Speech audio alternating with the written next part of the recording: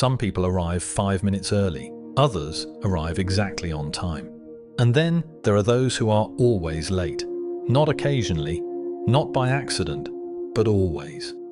This isn't about traffic or poor planning. It's about something far more complex happening beneath the surface of every delayed arrival, every rescheduled meeting, every apology that sounds sincere but changes nothing. If you enjoy deep psychological insights that challenge what you think you know, feel free to subscribe. Let's begin. Have you ever sat in a restaurant, checking your phone every 30 seconds, watching the door, feeling that familiar knot tighten in your stomach as the minutes stretch into a quarter hour, then 20 minutes, then half an hour? Have you ever felt the heat rising in your chest? Not quite anger yet, but something close to it, as you make excuses to the server for the third time, your embarrassment mixing with resentment in a way that makes you feel small and foolish for caring so much. Perhaps you've been that person waiting at the office, your meeting pushed back again, your schedule collapsing like dominoes because someone couldn't manage to show up when they said they would. Or maybe you're the one who's always rushing, always apologizing, always 10 minutes behind, carrying the weight of other people's disappointment like a coat you can never take off. There's something uniquely corrosive about chronic lateness. It's not dramatic enough to end relationships in a single moment, not severe enough to warrant confrontation, but it accumulates. It builds. Every late arrival is a small betrayal, a minor broken promise that erodes trust 1 minute at a time. And what's most unsettling is how invisible this erosion is to the person who's always late. They see isolated incidents, separate apologies, individual moments of unfortunate timing. But everyone around them sees a pattern, a choice, a statement being made without words. The conventional wisdom tells us that people who are chronically late are simply disorganized, that they're bad at estimating time, that they need better time management skills, that they should set more alarms or leave earlier or try harder. But what if I told you that chronic lateness has almost nothing to do with time management? What if the person who makes you wait 30 minutes for coffee has a perfect internal clock? They just choose not to listen to it. What if their lateness is not a failure of organization, but a success of something else entirely? Because here's the truth that nobody wants to admit. Lateness is a language. It's a way of speaking without using words, a method of communicating things that would be too uncomfortable, too revealing, too honest to say directly. When someone is always late, they are telling you something. They are showing you where you rank in their internal hierarchy. They are demonstrating what they believe they deserve and what they believe you will tolerate. They are expressing control, the only way that feels safe to them, wielding power through absence, through making others adjust, through remaining always at the center of attention even when they're not in the room. And here's what makes this so insidious. Both the chronically late person and the person who waits for them are trapped in an invisible psychological contract neither of them signed consciously. One party provides the stage, the other performs the entrance. One holds space, the other fills it only when ready. One teaches that their time has no value, the other learns that disrespect will be forgiven. Again and again and again. But there's something deeper happening here, something that exists beneath even this transaction of power and passivity. Because chronic lateness is never really about the other person.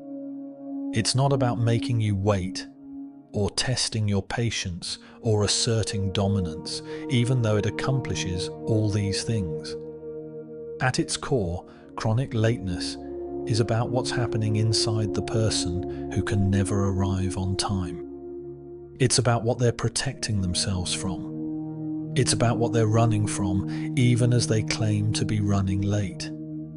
And until you understand this, whether you're the one who's always late or the one always left waiting, you'll never understand why this pattern has such a merciless grip, why it survives 1,000 apologies, why it continues long after everyone involved knows it needs to stop.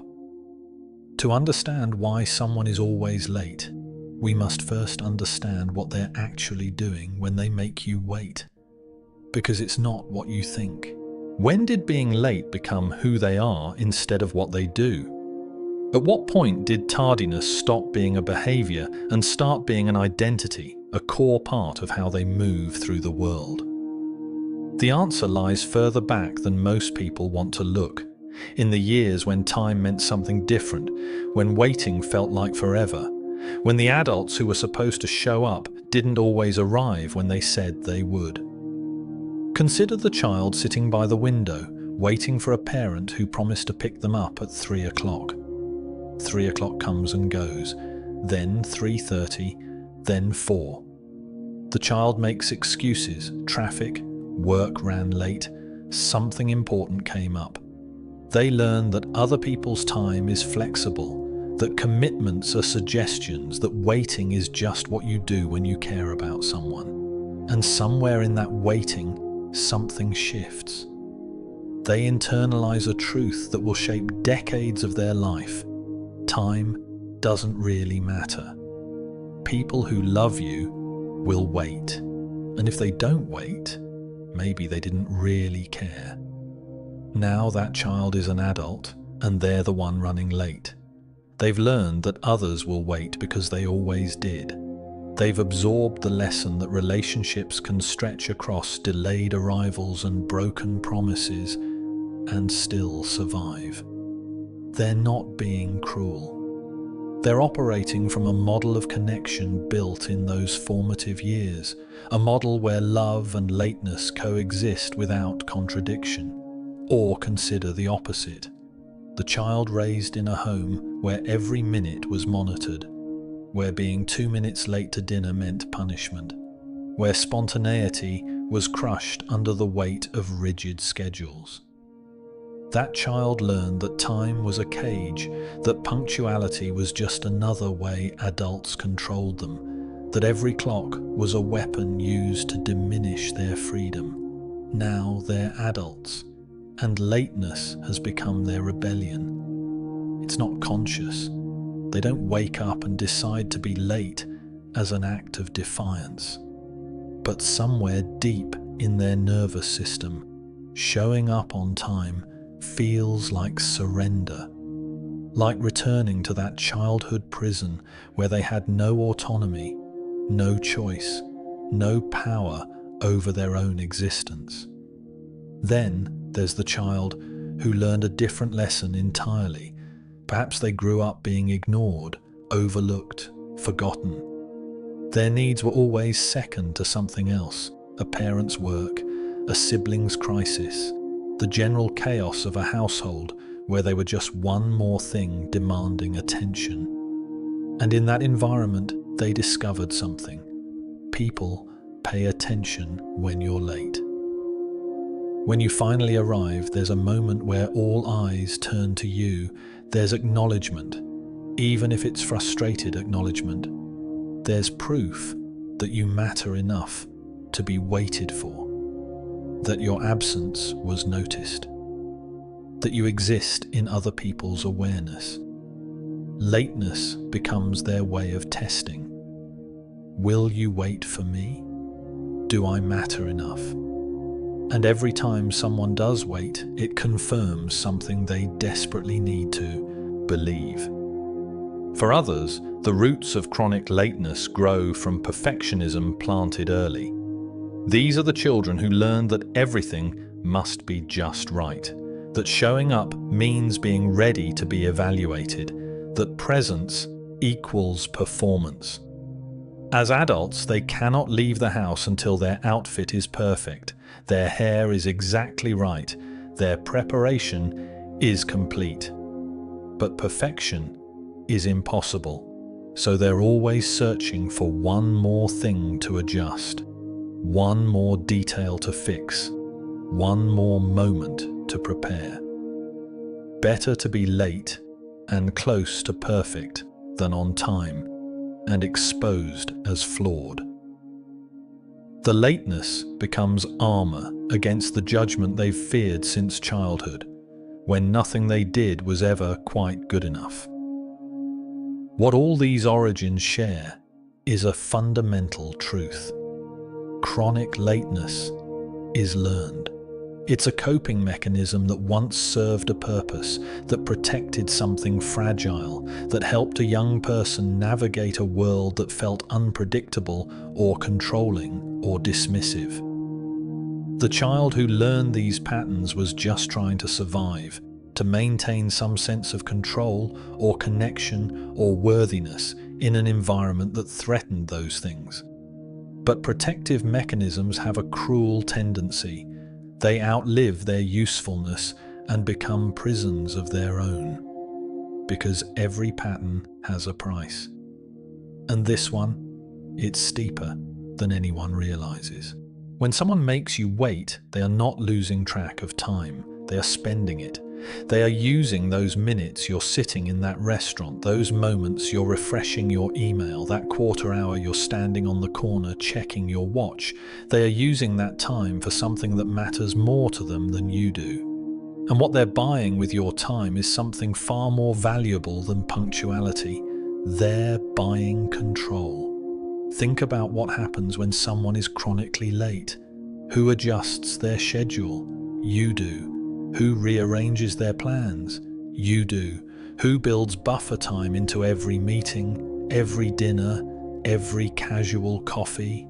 You do. The person who is always late never has to accommodate anyone else's timeline because everyone else has already accommodated theirs. They have trained you, trained everyone around them to operate on their terms. They arrive when they're ready, and the world waits. That is power. That is dominance. And the most remarkable part is that they never have to ask for it directly, never have to demand it, never have to own it. Their lateness does all the work for them.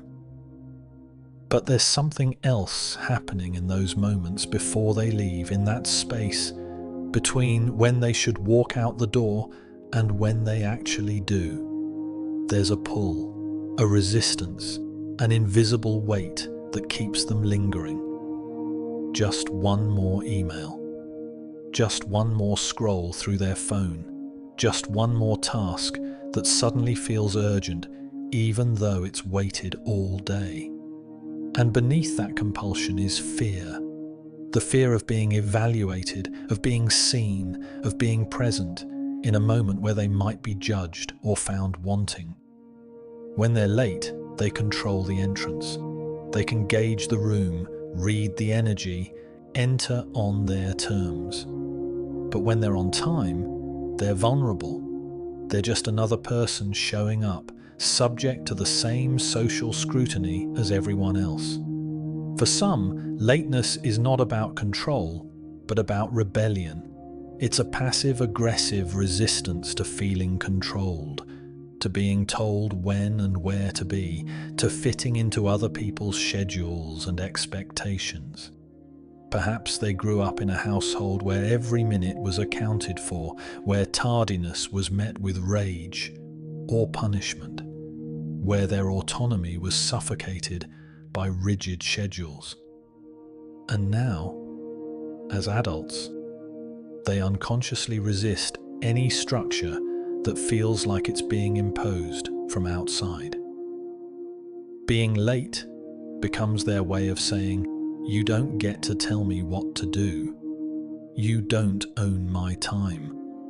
I decide when I arrive, It's a quiet war being waged against authority they no longer have to obey, except the casualties are people who never tried to control them in the first place. And then there are those whose lateness is an act of self-sabotage, so subtle they don't even recognize it.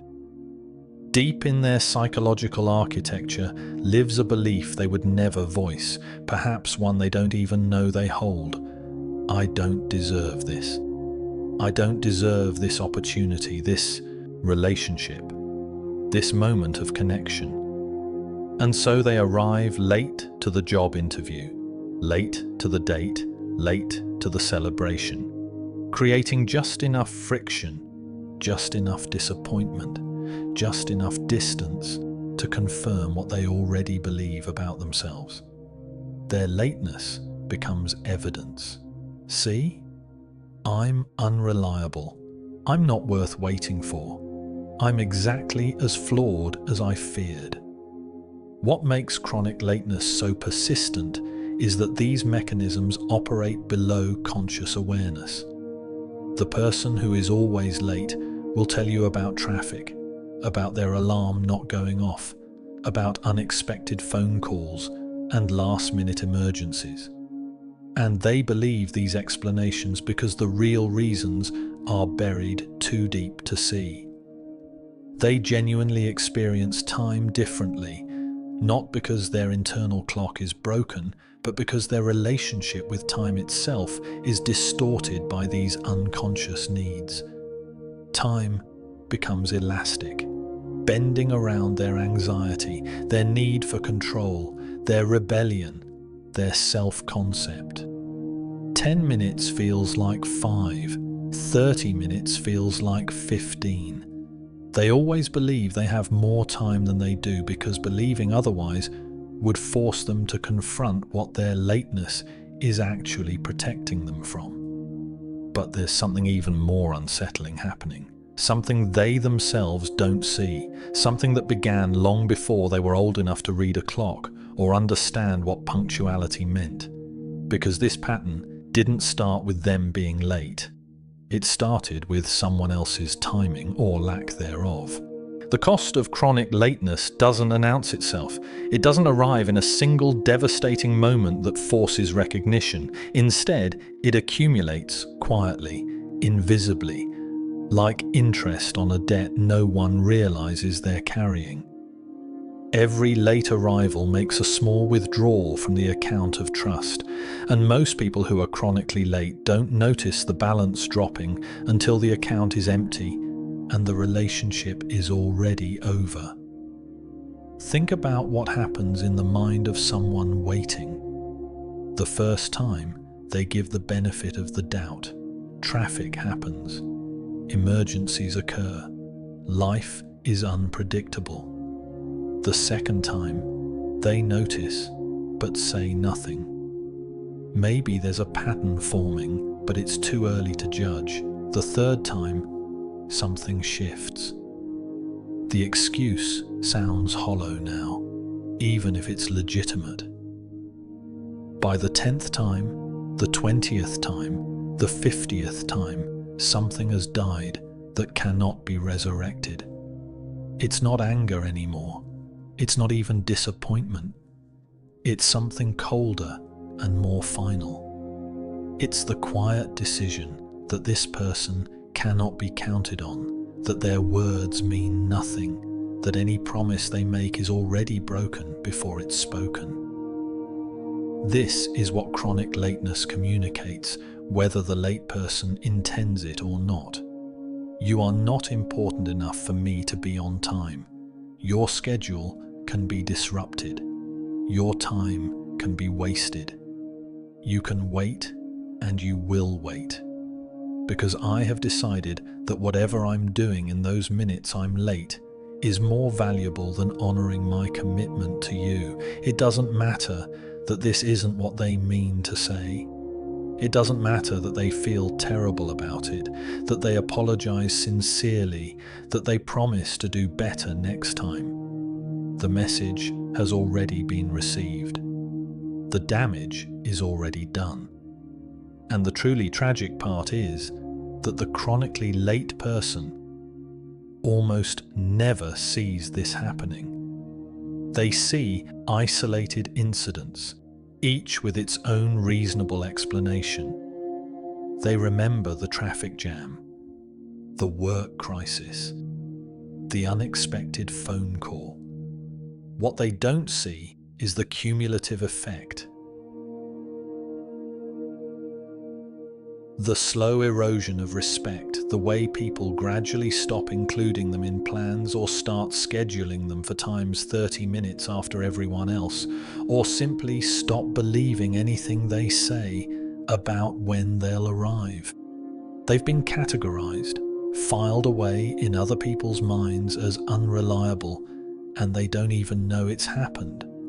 Consider the friendship that fades without drama.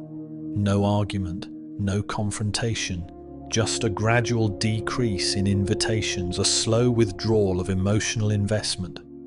The friend who was always late doesn't understand why the relationship feels different now, why conversations are more surface level, why the closeness has evaporated. They don't connect it to the birthday dinner they arrived an hour late to, or the 3 cancelled plans in a row, or the pattern of making others wait that has played out over years. They just know something has changed, and they blame it on life getting busy, on people. Drifting apart naturally on anything except the truth. They taught their friend that their time together wasn't valuable enough to show up for, or consider the professional consequences that never announce themselves. The promotion that goes to someone else, someone whose reliability made them the safer choice. The opportunities that disappear because decision makers need people they can count on, and chronic lateness, even by 10 minutes, even with good excuses, signals unreliability at a fundamental level. The late person sees this as unfair, as being judged too harshly for something minor. But they're missing what everyone else sees. If you can't manage to show up on time for a meeting, how can you be trusted with a deadline, a client relationship, a leadership position?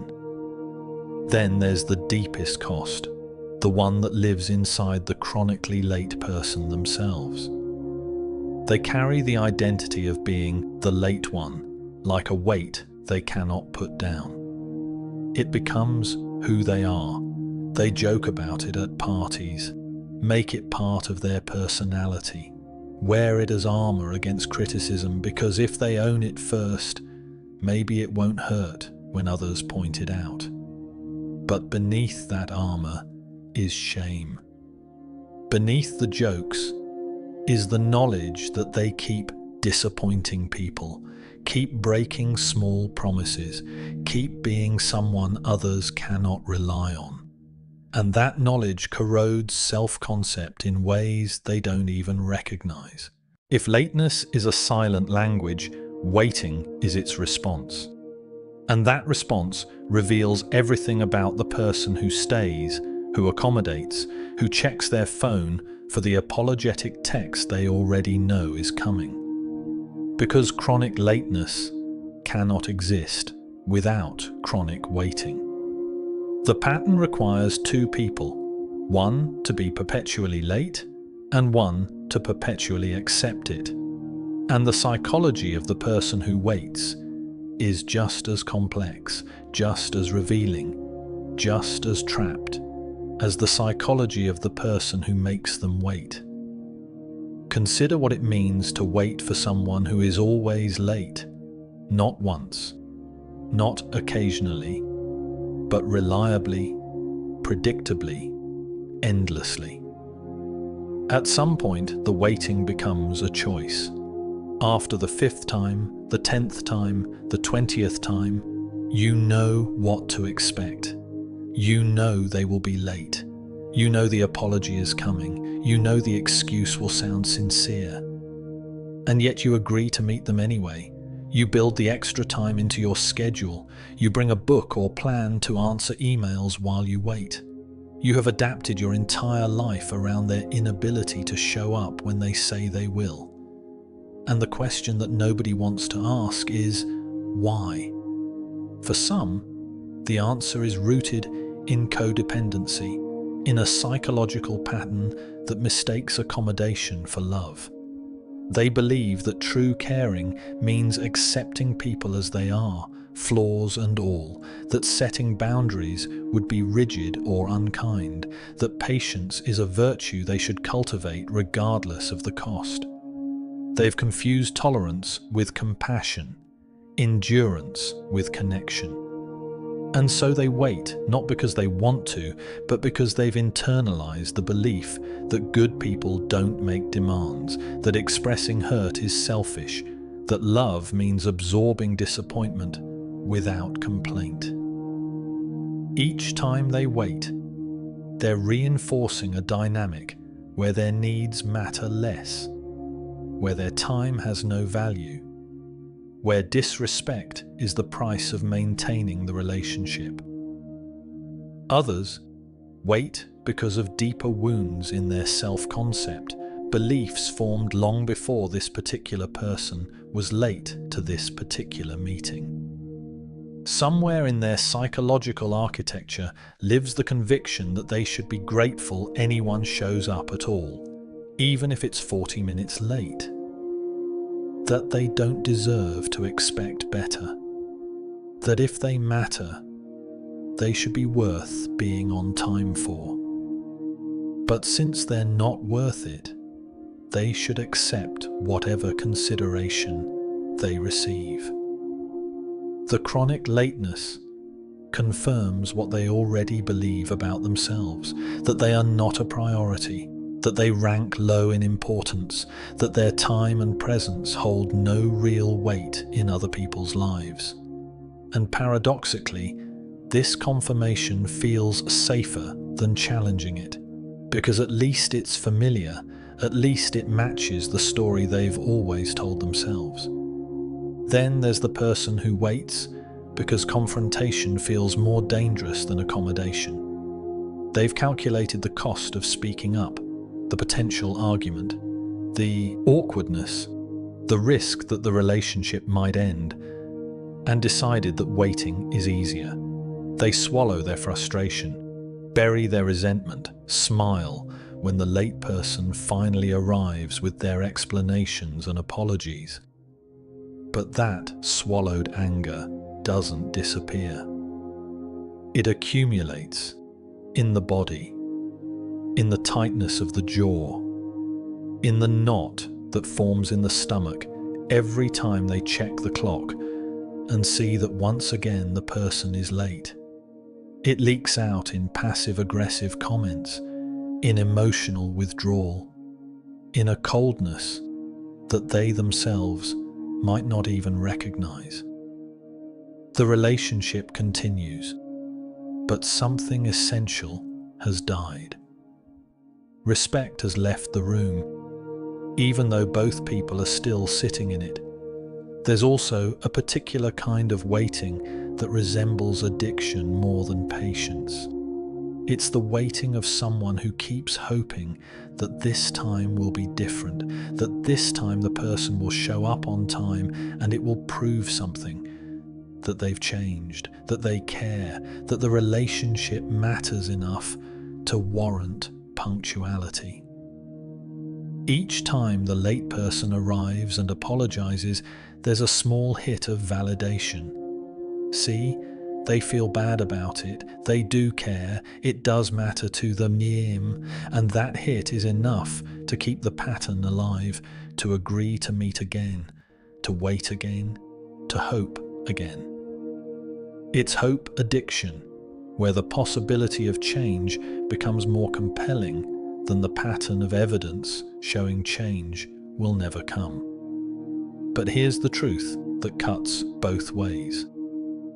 By waiting, without consequence, you're not being kind, you're being complicit. There comes a moment in every pattern when continuation becomes impossible, when the invisible agreement that has sustained the dynamic finally shatters under its own weight.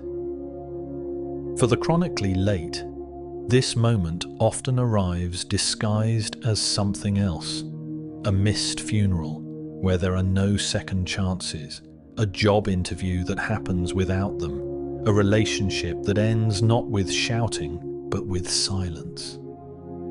For those who wait, the breaking point is quieter, but no less definitive. It's the day they simply stop waiting, the day they leave the restaurant after 15 minutes, the day they realize that loyalty to someone who disrespects their time is disloyalty to themselves. These breaking points rarely announce themselves in advance. They accumulate in the background like pressure building behind a dam, and then suddenly the structure gives way. The chronically late person arrives to find the table empty, the meeting over, the opportunity gone. And in that moment, they experience something they've avoided for years, the full consequence of their pattern. Not the manageable consequence of someone being slightly annoyed while still accommodating them, but the irreversible consequence of loss. The friend who has stopped calling, the partner who has stopped believing their promises, the career advancement that went to someone more reliable, the life event they can never attend again because it only happened once. What makes this moment so devastating is the collision between their internal narrative and external reality. Internally, they've told themselves a story where their lateness is minor, where the explanations are legitimate, where they're still fundamentally a good person who just struggles with time management. But the breaking point reveals what everyone else has seen all along: that their lateness has been a choice, that the pattern has had consequences, that relationships have been dying while they were still running late to save them. The cognitive dissonance becomes unbearable. They cannot maintain the belief that they're reliable while staring at the evidence of their unreliability. They cannot claim their lateness doesn't matter while experiencing the loss it has caused. For some, this moment brings genuine transformation. They see, perhaps for the first time, that the freedom they thought lateness gave them was actually a cage.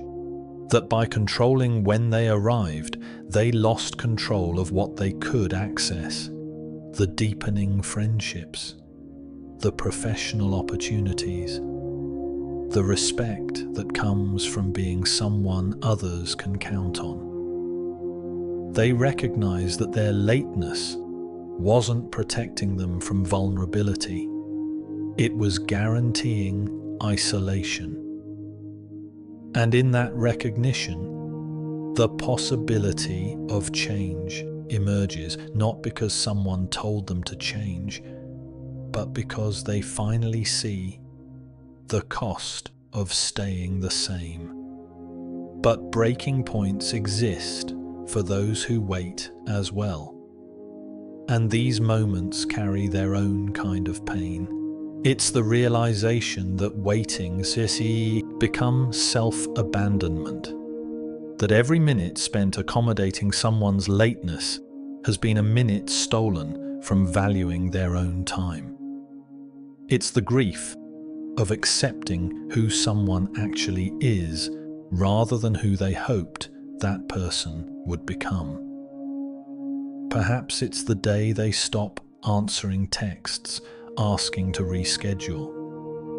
Perhaps it's the conversation where they finally say, "I won't wait more than 10 minutes," and then actually leave when those 10 minutes pass.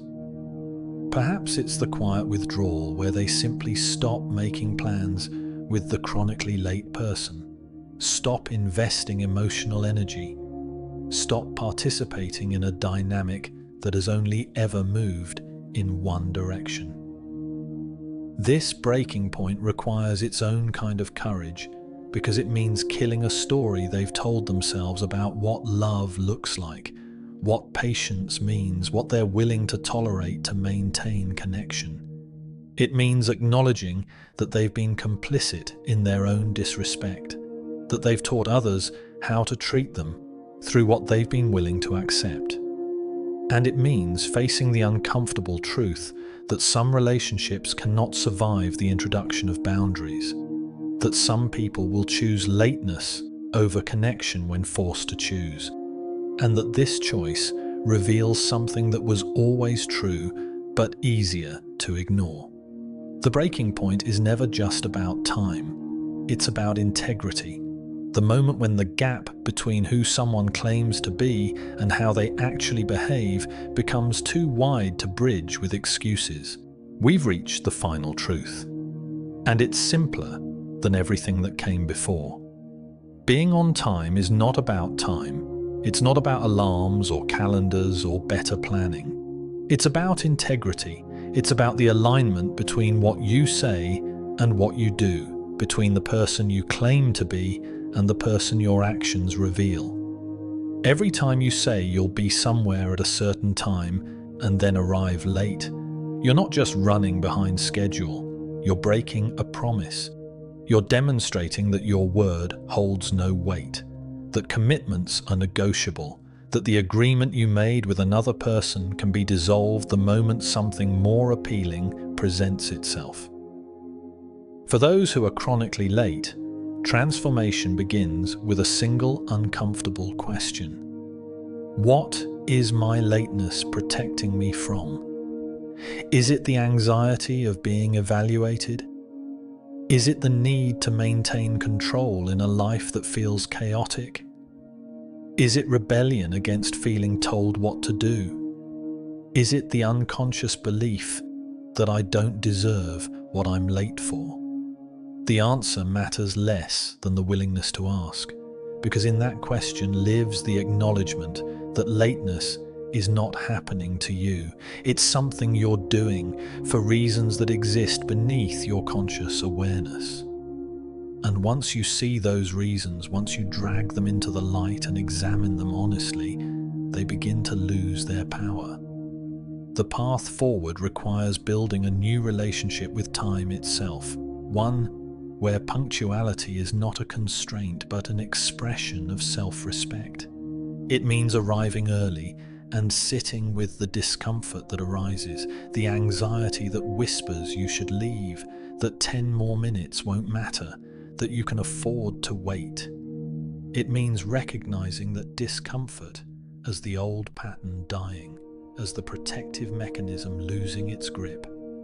And it means understanding that every time you honor your commitment to be on time, you're not just respecting the person waiting for you, you're building trust with yourself. You're proving that you can be the kind of person who means what they say. But this also requires killing the story you've told yourself about who you are. The story where lateness is just part of your personality, just how you're wired, just a quirky flaw that people who really know you will accept. That story is a prison. It keeps you locked in a pattern that costs you relationships, opportunities, respect, and self-regard. The person you could become, the person who shows up on time, who honors commitments, who understands that their presence matters enough to be punctual. That person already exists inside you, waiting for permission to emerge. But they cannot emerge while you're still clinging to the identity of being perpetually late. For those who have spent years waiting, transformation looks different, but requires equal courage. It means recognizing that boundaries are not cruelty. It means understanding that when you say, "I will wait 10 minutes and then I'm leaving," and then you actually leave, you're not punishing the late person.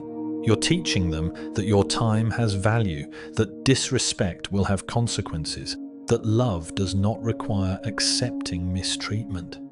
It means practicing the uncomfortable art of prioritizing your own needs, of choosing yourself even when it feels selfish, even when the other person makes you feel guilty for not being more understanding.